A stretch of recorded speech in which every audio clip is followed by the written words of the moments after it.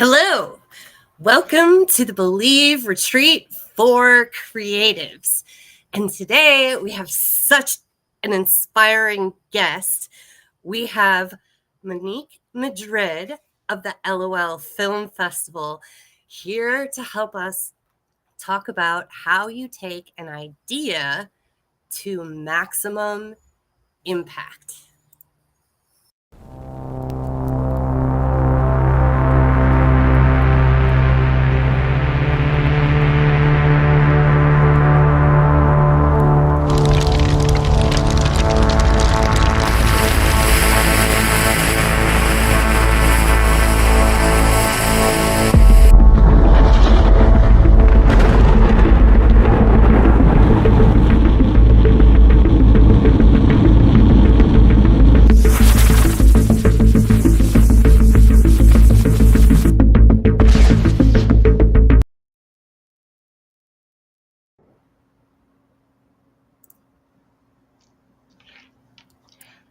Hey, Francine.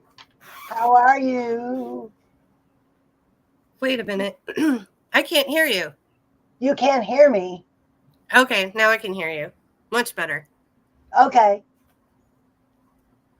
So, Don't do me how's like it that. going Don't this do me week, like that. Francine? What? How's it going this week, Francine? This week has been absolutely amazing. I have been having so much fun going through our season 1 episodes and cutting out highlights.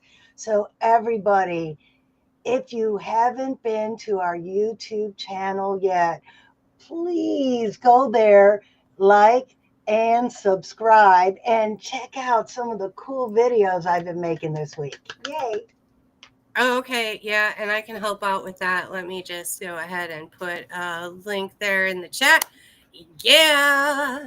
So, I also have been having a lot of fun making some content and stuff this week. I love it when I get to create stuff. Well, I mean, I guess that's why we're all here, right? This is the Believe Yeah. Retreat for Creatives. And so, one of the reasons we do this every week is to stop, slow down just a bit for 30 minutes and really kind of look at some of the stuff that has really slowed us down, that's really hung us up. And some of the stuff is things that maybe we've been telling ourselves is just fine. Like, it's okay to keep hustling and keep pushing, and that's the way that it has to be. That's something that we disagree with. This hustle culture isn't sustainable. Maybe for a little bit, maybe you could do a little short sprint. Yes, great. But to keep it up zaps your creativity. It really hurts your decision making. And so we're here to just tap into some of that inner creativity power and overcome those things that have been hanging us up. And Francine, before we introduce our special guest, do you want to tell them a little bit more about the project we're working on that we want everybody to come collaborate with us this year, because it's just going to solve like a whole bunch of different problems with one really fun project? I am so excited. This collaboration project is going to be doing so much for so many people. First, you could write a chapter in a book about your story and know that you will touch lives and inspire others. Number two, if you do feel overwhelmed in your content creation, in your marketing, or in just being visible, this book is your answer to open new doors for you. If you need a, a community of people to support you, because what good is creating all this content? What good is writing a book? What good is writing a song and recording it if people don't consume your stuff? This group of 50 people, 50 or more people, will be your supporters, will be your cheerleaders, will be your community. And this will happen for a whole year. So you'll be in it together with a bunch of other people trying to do different stuff than you are, but taking the same route to get there. Did I miss So this anything? No, I think that was great. And this is like an actual project, an actual collaboration. You're actually going to be putting together 1,000 words and writing your story, a Maybe more, story that maybe has more words, maybe more words. impact. Oh gosh, I've written 1,000 words so many places. Anyway, maybe we'll let you away with a little more, says Francine. This is the new news. And so you will get started with the help of our first event that we're going to do online June 10th. So we're doing it online to make it easy. You can do it in your jammy pants. It's going to be recorded. So if you miss it, you can go back and still do the work from this. That's going to get you started, and it's going to get you past the things that have caused you lots of procrastination in the past when it comes to telling your story. And why this is so important, why this story that's inside of you is so important, is because there is somebody out there in the world that has been waiting for that story and that inspiration. And not only are you going to inspire those people that have been waiting for your story, but the journey over the next year that you spend with us, that process to find it, is going to have such impact in your own life to help you through a lot of creative struggles that you currently might be kind of stuck in the muck with. And so I'm very excited now to introduce our guest, Monique Madrid. Let me get her from backstage. Okay. Oh, I still didn't get her from backstage. Okay. I There disappeared. she is. Hey, Monique. a little technical difficulties today. Yes. Hey, Monique. How's it going? I'm good. I'm excited to be here and excited to talk to the community. And thank you. Just thank you for inviting me on. Like, this is dope stuff that you guys are doing. So I'm excited. Well, awesome. I am so excited for you to tell your story because I think it's very inspirational. I think what you work on is kind of like one of those things, at least in my mind at first, I was like, oh my gosh, these are such big projects. And how does anybody get involved in any of this? And then you made a community and you made it possible for people to be doing stuff. So let's not leave people in suspense anymore. Let's first tell everybody a little bit more about yourself. Okay. Yeah. So, like you guys said, I'm Monique Madrid. I am the film festival director of LOL Jack's Film Festival, which is a love our locals while laughing out loud is the motto. And so it's a comedy film festival, but we don't just do comedy. We do musicians, we do comedians, we do short films, we do vendors, and everything about it is local touched. And it's just we want to support each other, and I think that's where the community comes in is we're celebrating each other, but we're also supporting each other, and we're laughing with one another. I am also the co-creator, excuse me, I'm the co-producer of the 48 Hour Film Project, which is how I met you. And you make a film in 48 hours, and you compete with not only the people in your city, but you compete with other people around the world to see who made the best film in 48 hours. So I do that. Otherwise, I am just a fan of the arts and I try to support. I'm definitely a fan of mental health. I definitely take time to, like, how do you say, give space to like breathe, and knowing the power of no, so that way I can, do more quality projects over quantity, and just recharge, because if you don't recharge yourself first, then it's not good to your project, so I'm definitely a fan of what you guys do, and how you guys are trying to ensure that people, like I said, don't burn out. And it's a marathon, not a race. You don't have to. You take your time. You will finish. You will make beautiful projects. You need to enjoy the journey. And so that's what I'm about. That's what I love, and that's why I'm here.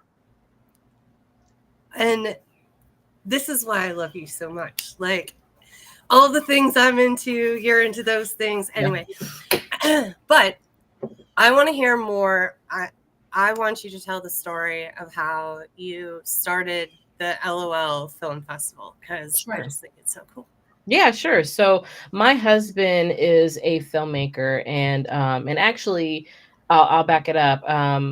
When I was going to college, to help pay for school, me and my husband, he wasn't my husband at the time, but we DJ'd, and we would just DJ to help pay bills.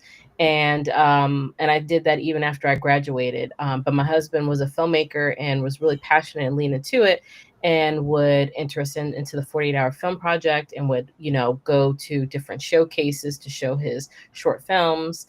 And a little bit prior to that, we had just stopped DJing.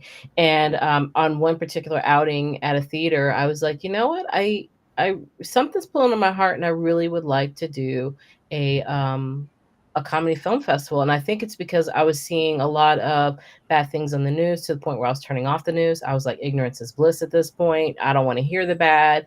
And I just really wanted positive, and even the films that I was seeing, it was a lot of drama films, a lot of horror films, and I love them. But I was like, I want to laugh today. And I just thought that would be great. And then also the other part about it is that me and him would go to comedy shows. We would go to see local bands. We would go to different art scenes, and we noticed that they were all like kind of in their own circles. And so I was like, I really would like to create a platform where all these artists can come and play together and appreciate each other, and figure out the values among one another, so they could collaborate.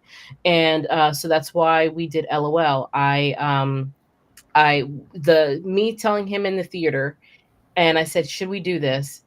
He didn't say anything. And the next morning he woke up and he said, let's do it. And so we gave ourselves the year to like really do it right. Cause I didn't know, I said, I want to do a festival. What does that entail? I have no clue. Right. I was just on a high of like wanting some happy, happy in my life. And then the reality hit when he said, yeah.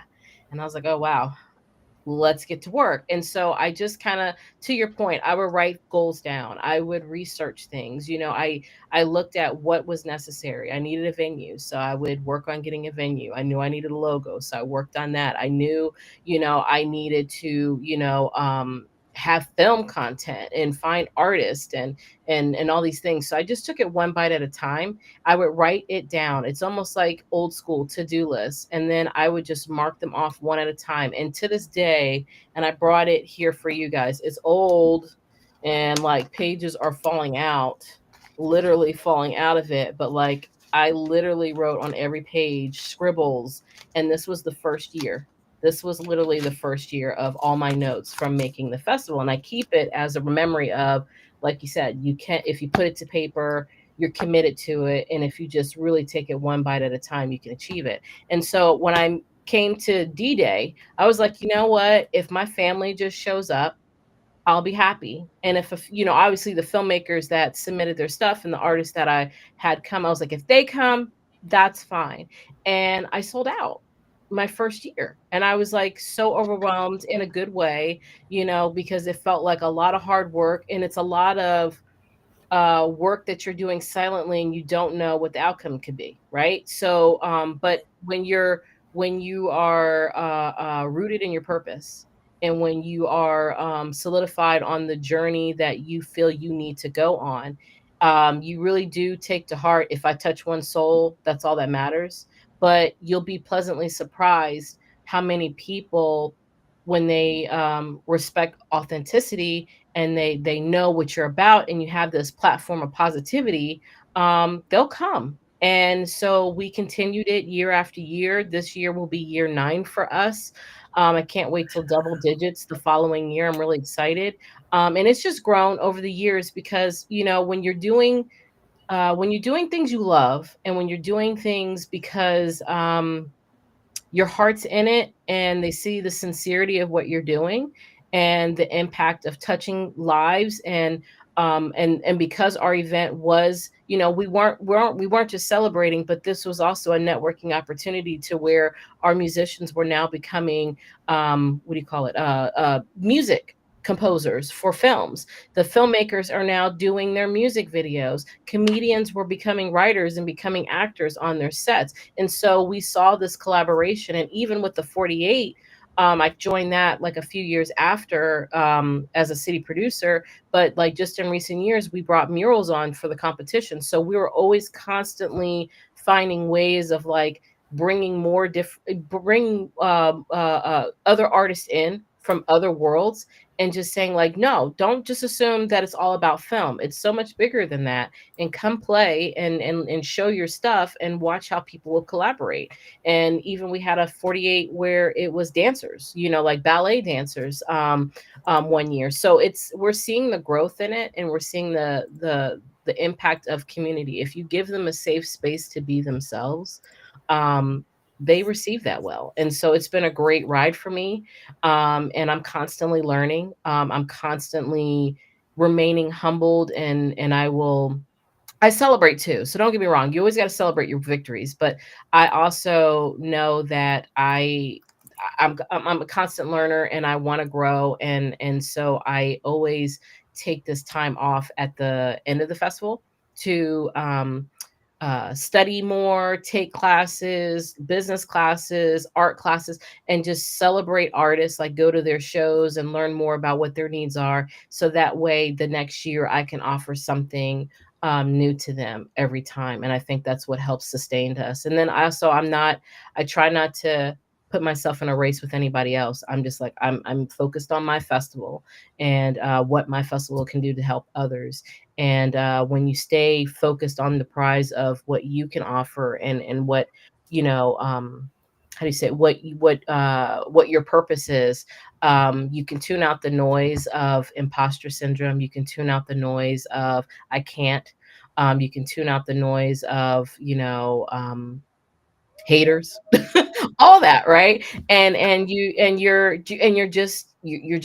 You're flying, and it's wonderful. And I found that it was so much bigger than me. It gave me joy, but then I realized it was so much bigger than me when I would hear stories of different people that I met and their collaborations and what it led to. And just seeing people, like for instance, like meeting you, and how you are doing film, but now you got this. Like it just gives me a high to see all the love and all the tentacles of everybody doing their own purpose. So yeah, it's also given me a chance to like really feel solidified in the community, and feel like I am no longer a speck of dirt, but I have like a little legacy that I can leave behind too. So yeah. So hopefully that answered the question. It Beautifully, did. And beautifully.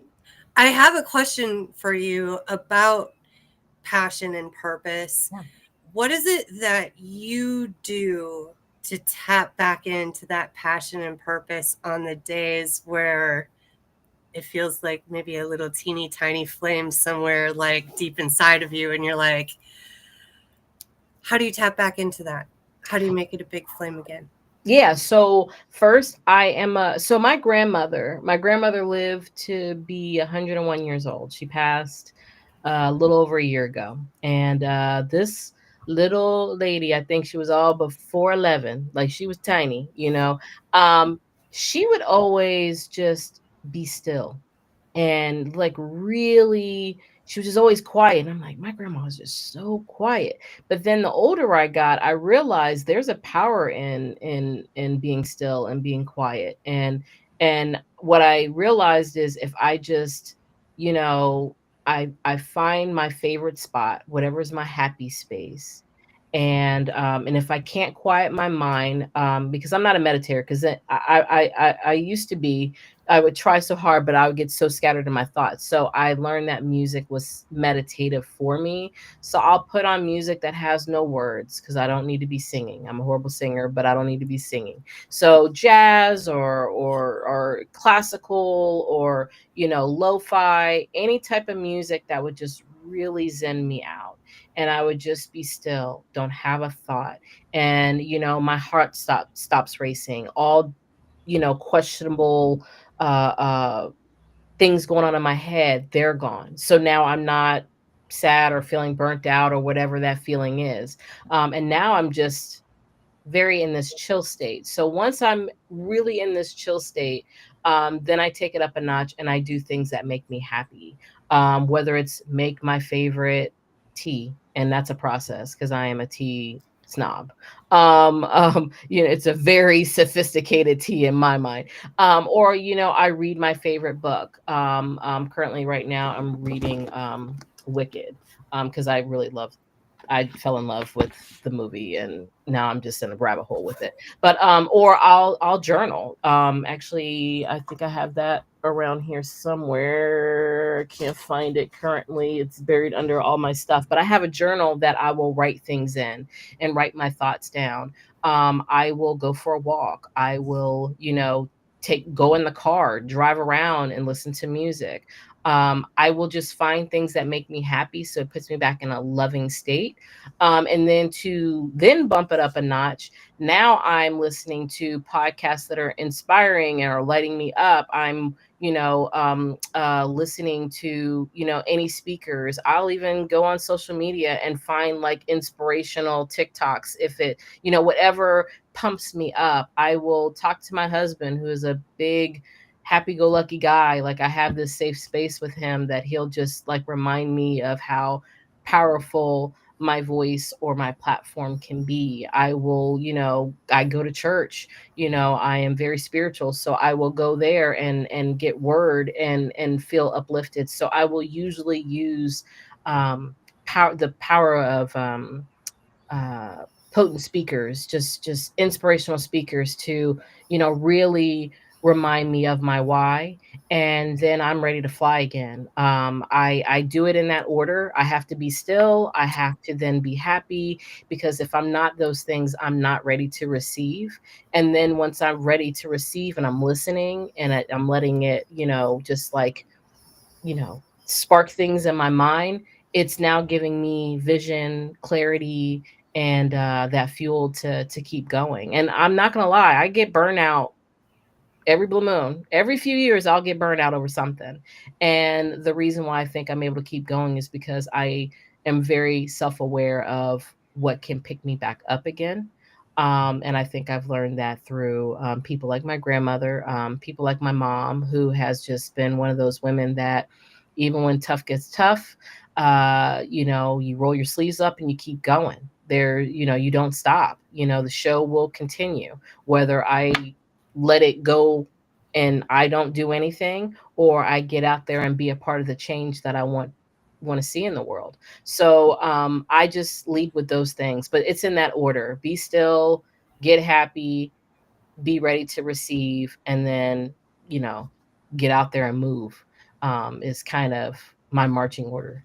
And guess what? So do you think You are a the meditator. That is all forms of meditation. It is. It's just I can't do I the can't either. I teach meditation, but I can't do that either. It doesn't work for me. but I want to so bad. Like, I really want to go. Like, if I had the money, I really want to go somewhere like India or Bali and just like, or go somewhere where those quiet retreats to where it's like silence. I want to do that one day, but I'm just sitting there like my thoughts will be running. But yeah, thank you for pointing that out, because it is. I've learned that it is. It's just my way of doing it. Yeah, yeah. So do you think that self-awareness that you talked about in this Mhm. process that you have has contributed to your success? And why do you think that is? Yeah. I will say that. I think because I have learned that, one, I had to first establish that this was not a one-time thing. So I had to learn the purpose in it, because I thought originally the purpose was, it was a selfish purpose. I wanted to, work with my husband, because we had stopped DJing, which was kind of the thing that our that's what we did together. And I wanted to see happy things.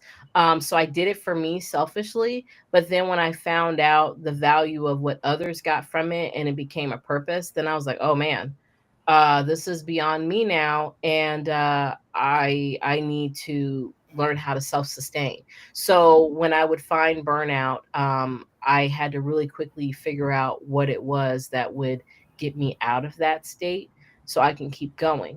And so I will say it does do that, because I don't grow tired anymore. I just know that I have to rest, and have that stage. So I even build it in. Like after I'm done with the festival season, I will give myself 3 months to just do nothing.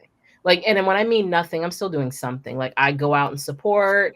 I am just sometimes thinking. I'm looking at things to be inspired. I will go to places to get inspiration, but I'm not actively making phone calls and paying bills towards this festival, right? I'm not doing those actions.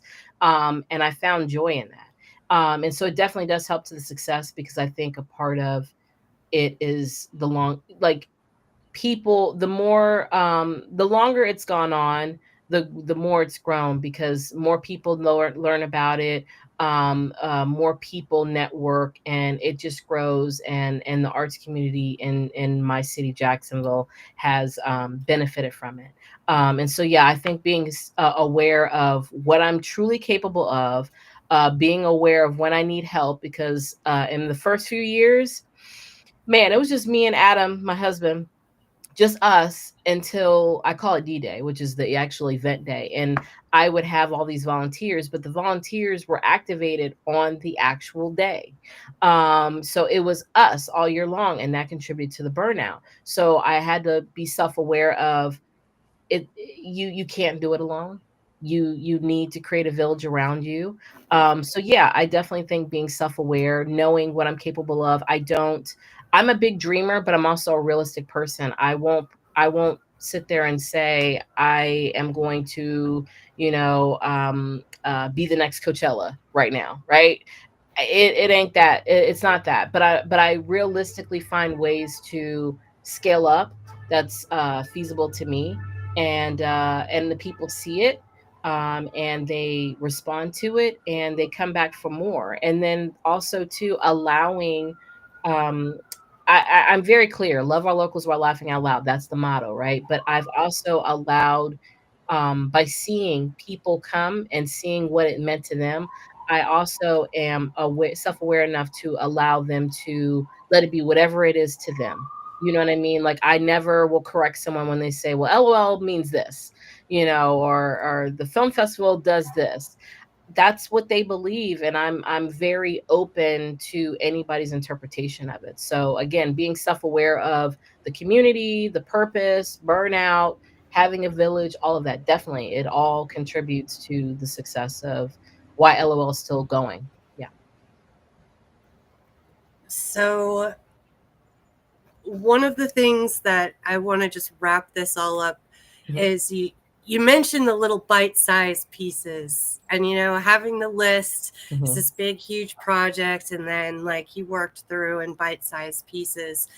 And I think also, along with that self-awareness, you have a process of how to deal with the things that you realize have been holding you back, or just slowing you down and keeping you from being productive Mhm. toward your goal. Mhm.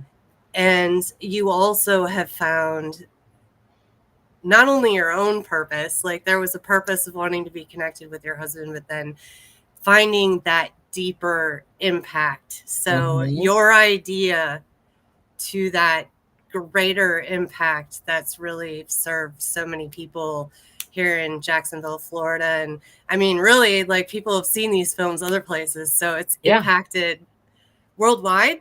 Yes, yes. We've had filmmakers that their films have gone on to show all over the world.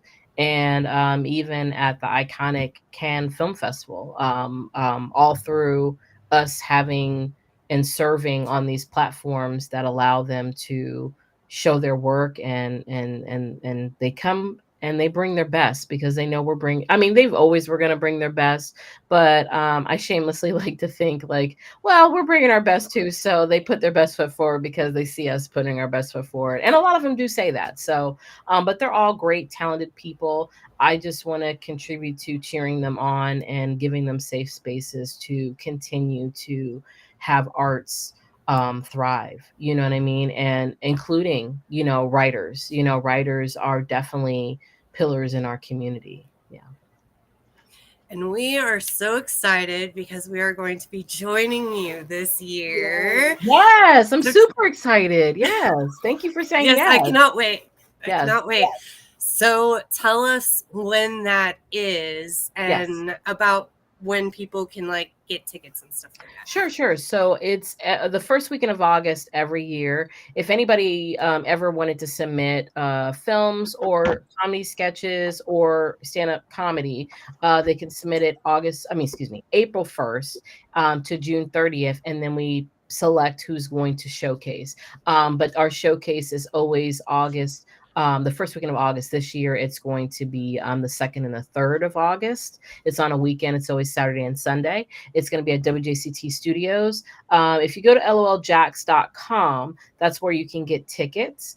It's not on sale yet because we always like to wait until we've announced who is going to be screened and performing at our festival, so that way it's fair play for anybody who wants to get tickets. But if you follow us on Facebook and Instagram, and all that's on the loljax.com, if you go there, it'll show you where our socials are. But if you follow us, we always up to date people. But yeah, it'll be this year. It's always in the evening, WJCT Studios, and it's going to be the 2nd and 3rd of August. It's on my calendar.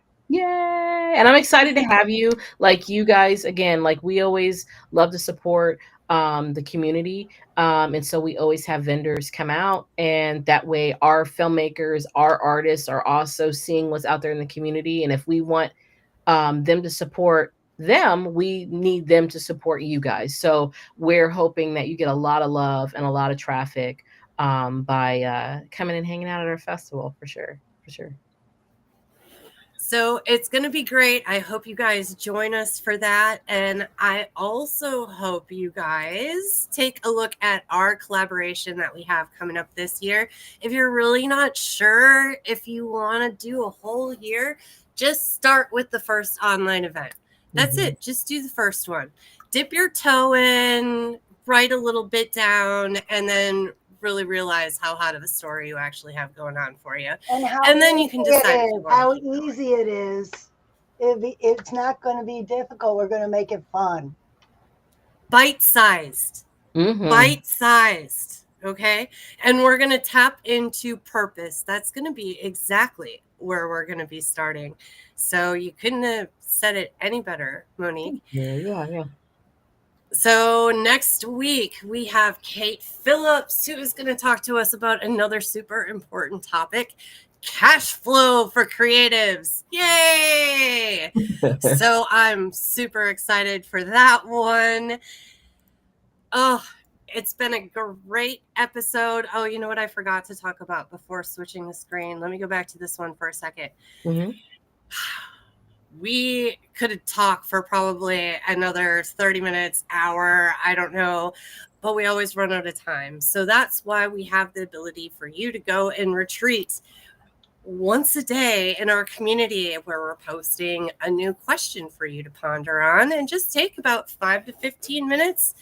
Take that break to slow down, be still, get in tune with your purpose, and you can join our community. It looks like it is in the chat, or you could also scan the QR code in the corner.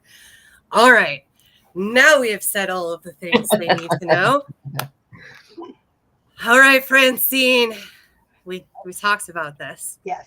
Let's try to get it right this time. Let's get it right this time. I'm ready. I'm ready. Watching. I'm ready. So, if you can conceive it, You can believe it. And you can achieve it. Okay, you got it from here. From the head to the heart to the hands. Yes. Yes. You can. Yeah. I just wanted to do this part, so I was really excited that you guys were getting it. Yes, that's mine. That one's mine. Yeah. Anyway,